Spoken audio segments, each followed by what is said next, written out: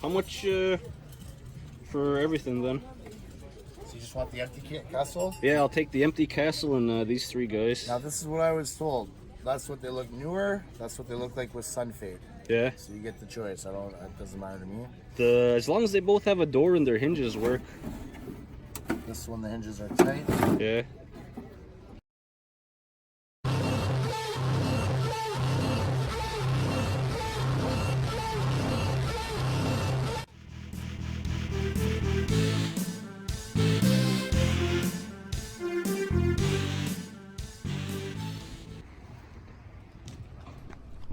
Wait a minute, hold on. Is this even a Flea Market Adventures? I mean, come on, this isn't the St. Eustache Flea Market. If they're still setting up, I'm going to get a coffee.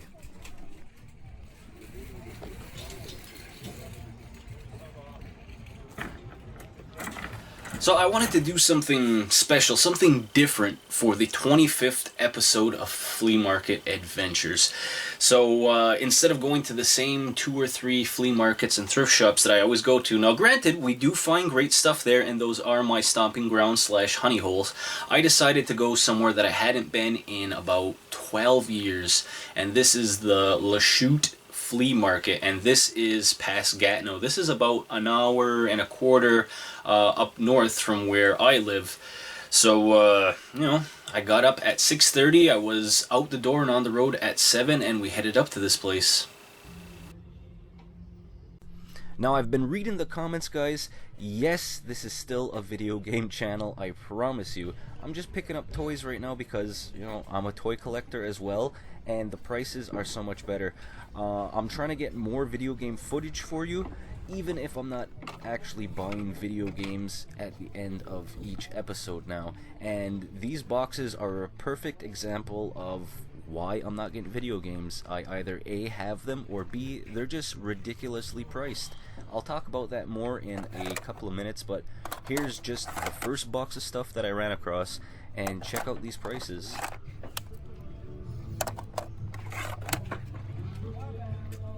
That's $40 for a messed up Eternal Champions on Genesis, $10 for Asteroids. There we got Pac-Man, $15 Pac-Man Genesis.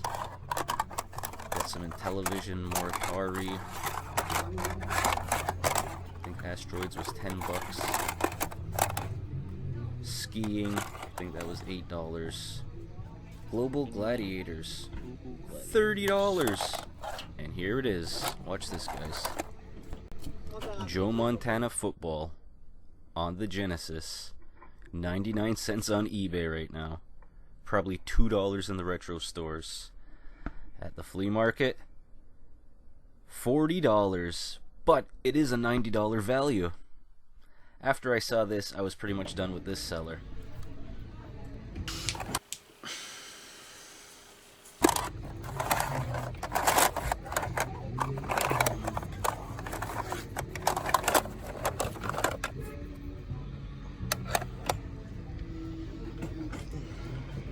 Now, what pisses me off is that video game sellers are not haggling, not making any deals, not bundling. The toy guys were great. I got a lot of great deals from all the toy guys, had a lot of great conversations. But what I'm noticing with the retro video games, some games, some consoles have hit their peak. It's like an ebb and flow, and they're going down now. But a lot of the retro game sellers are not haggling. They have on their phones or on paper saying, this is how much this costs, this is what you're going to pay for it. I couldn't get any deals, no haggling, and it's just so frustrating. And that leads me to the question that I get a lot in the comments or on the Facebook page. Are you still doing video games? Are you still a video game collector? Yes, I still love video games. I'm a huge retro collector. I play retro games every day. I'm playing the Division 2 right now on Xbox. I'm a gamer first and foremost. I still love collecting toys. It's a very close second, but I am a gamer. This is the Loch SNES Monster channel. And like I said, they're not doing any deals with me. So right now, this angle doesn't do any justice to my collection, but I have 650 NES games, 350 SNES games, Atari games, PS2, PS1, Xbox, you know, like, you've seen my collection before. Like, if it's not something that I really want or need to play, or unless it's a great deal right now, I'm just not picking up video games because the prices are still crazy in my area. It might be different where you're at now and you're able to get back into the gaming market, but gee, everything's crazy. Even like PlayStation 2 and original Xbox games now like $7-8 for, average titles. And people I speak to, there's a few games on a few tables. It has to be a hodgepodge Motley Crue table of stuff to get a deal on a video game, at least in my opinion right now. Other than that, I'm happy picking up toys, and I hope you're happy seeing it.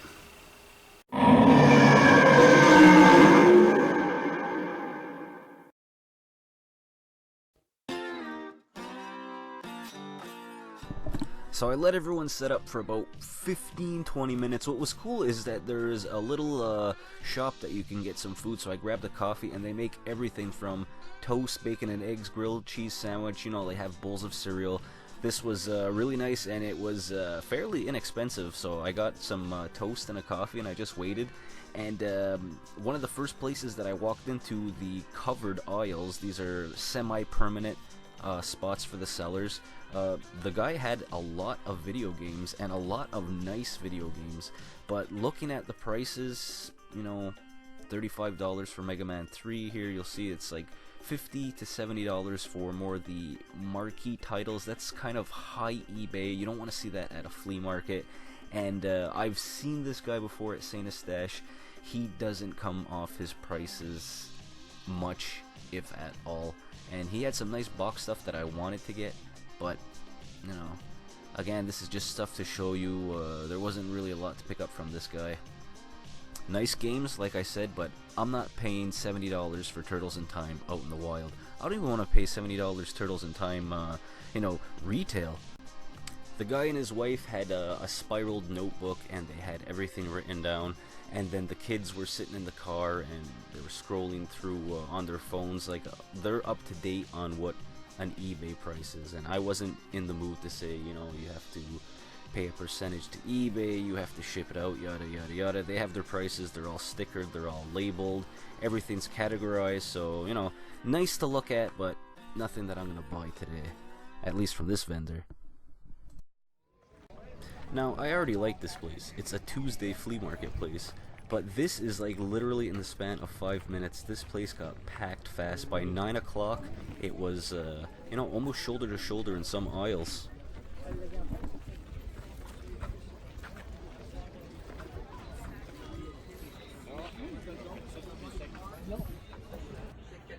So it was hot out that day. I had to get out of the sun for a little bit. And what was cool was that there was two barns or horse stables that were retrofitted. They had electricity, the floors were redone. It looked really nice on the inside while it still kept that farming aesthetic on the outside. And there was a couple of booths that apparently are open year-round Tuesdays and Sundays that you can come check out. And I decided to pop in, cool off a little bit and see what they had. And there was two that were dedicated to vintage toys, and this is one of them. It was really interested in there. I liked it. The woman was very friendly. Unfortunately, the prices were a little When looking at video games in a glass case, check how much a Mario Duck Hunt combo cart for the NES goes for. It'll tell you everything you need to know about the rest of the games. It's a farm town. The last time I was here was 11-12 years ago, and it was a straight up antique auction, and it was like horse tackle. Yeah, it was just horse tackle stuff. Now it's an actual really cool flea market. Like people have storage lockers. They just open their doors and you can start rummaging through. Some people do setups, other people pull up with their car and then they rent tables for the day. There's food, there's animal rides. Like, this place is awesome, and it's a Tuesday flea market. It gives you a whole dynamic of, it changes up your week if you're a video game hunter. And especially for the summer, while I'm off, I got like 3 weeks left. I'm gonna get back there at least one more time. Oh, this guy right here.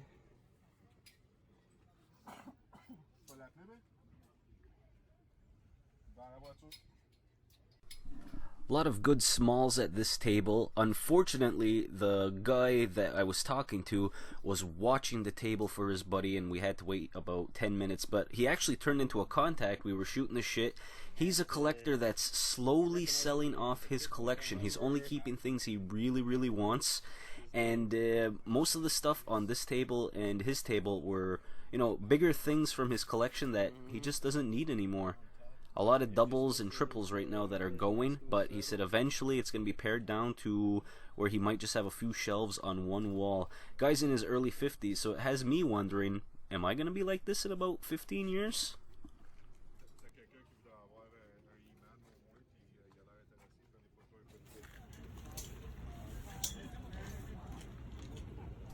And this is that guy's table, the one that we were waiting for his friend to get back. What he does that I actually appreciate is that he had little tags attached to his toys, so you get to see the price, but he actually put what it was from what series and the year on it, which was pretty nice. I know for this one, and fortune for it. But it's okay, I mean, the gentleman... So he gets back, I talk to him, nice guy, and then I employ one of the best tricks for going to the flea market, bundle. Well, how much would you do for all of this? For all of that? Yeah. 5, 32, 25 bucks. Saving $7 is saving $7, you know what I mean? Like, I could have potentially bought this Andre the Giant cup with my savings.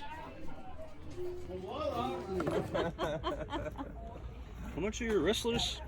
They need 15 each. See, it's not all 25. She was laughing because everything else I asked about was $25. No, it's not. So Arkham, what's Dad's favorite toys? $10. That's right, Transformers. So, aside from bundling, which gets you a better deal, it's nice to actually build a rapport with these guys because then you can talk to them, you know them on a first-name basis, and the more they see you, the better deals you get. So I ran into Chris, and then today he introduced me to his friend Lance, who also does retro toys, and he hooked me up with a couple of good deals on some G1 and G2 Transformers.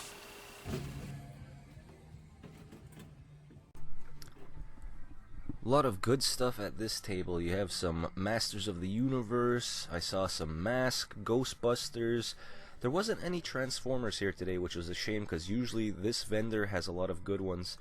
But yeah, Ninja Turtles, there was a few Dungeons and Dragons. There was even some old Fisher-Price. Remember the original Little People where they were just the peg?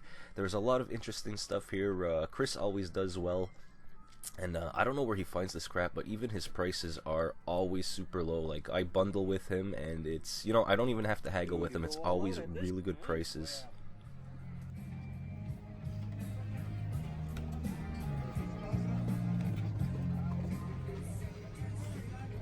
Still not done. Got lots of bins more to unload. Oh yeah? This one's 10. That one's 5. This one works with the batteries, by the way. Oh yeah. Do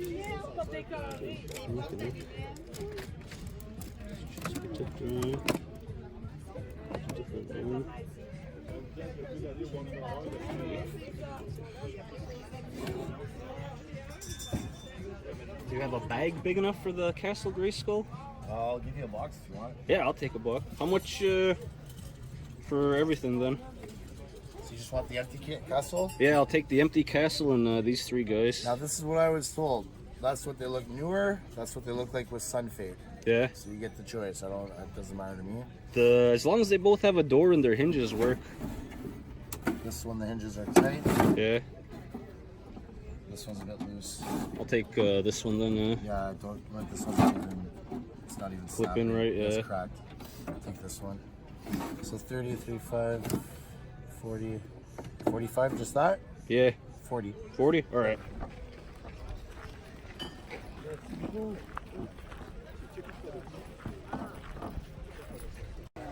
I gotta ask, how much Combi for the Devastator?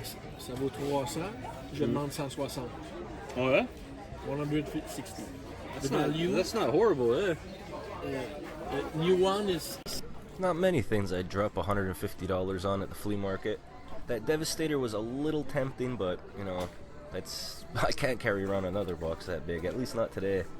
Here's another reseller. His prices aren't horrible on video games, but he was set on his prices. Luckily, he had a bunch of toys to sell as well. Nice, huh? Mm. C'est combien la alien, ça? Where is she? Right there. Pulled my money out of my pocket. A loony fell down. Someone tried to step on it, say it was hers. Her. Tried to steal my loony. Yep, stepped on it. Told me it was hers. I got it back though. I want that. Yeah, it's my dollar. Of course I want it back. Buy a coffee.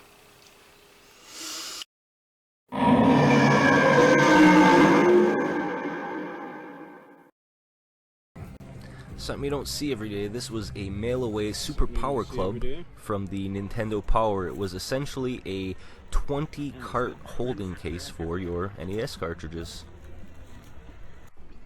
Check this out, brother.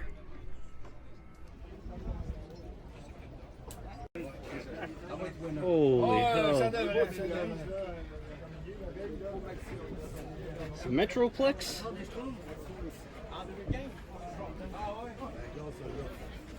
Never thought I'd say this, but I'm happy there's only 3 rows left. I'm getting tired. This place is huge.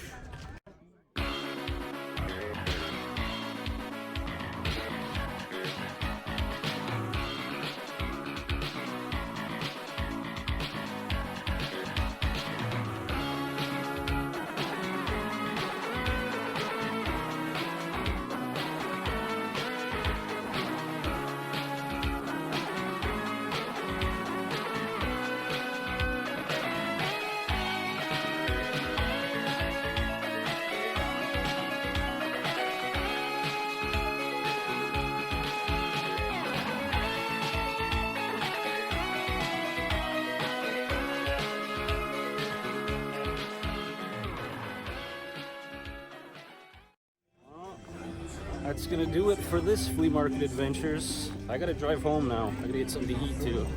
Very cool place. I'll be back. Well, we'll do the what I picked up fully when we get home, but full backpack, full box, pretty good day. Learned a couple of tips and tricks too from some of the vendors and some of my buddies that come here. So I left the house at 7 and I got here at 7:58. And it is now 10:35, so I was here for over 2.5 hours. What a really cool place. If it wasn't an hour to get here, this might be my regular flea market place.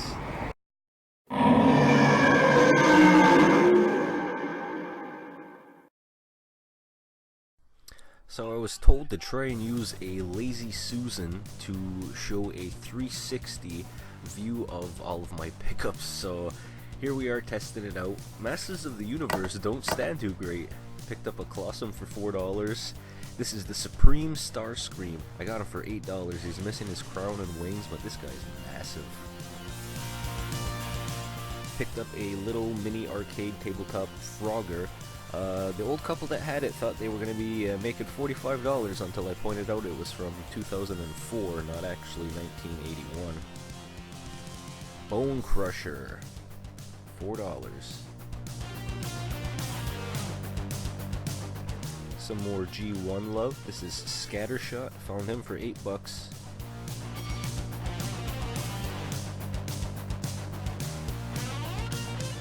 Another Top Spin. I run into this guy all the time. $5. Here's something cool. This is from Toy Biz 1993. These are Marvel Bendies. $5 each. Grab the Battle Cat. He's missing his armor, but still a very cool looking toy.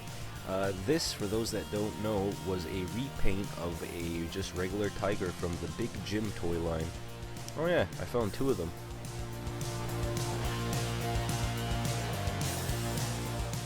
Very happy to pick up Strider. This was a toy that I always wanted when I was a kid, and now that I have him, he still looks cool as hell. $5.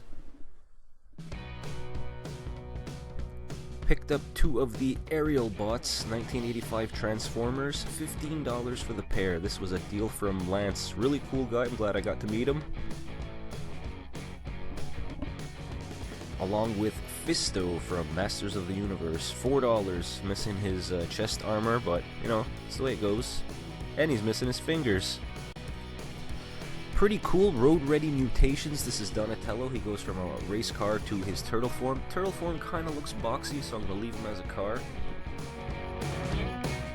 These guys came in a bag together for $5. This is Sewer Samurai Leo and Flippin' Mikey. These two toys are about 20 years apart. Can you believe it? I actually found a video game. $3 for NHL 94, one of the better ones in the NHL line. Transformers Walmart exclusive, I have the Megatron, never saw the Soundwave. I found him and these two little Power Ranger Zords for $5.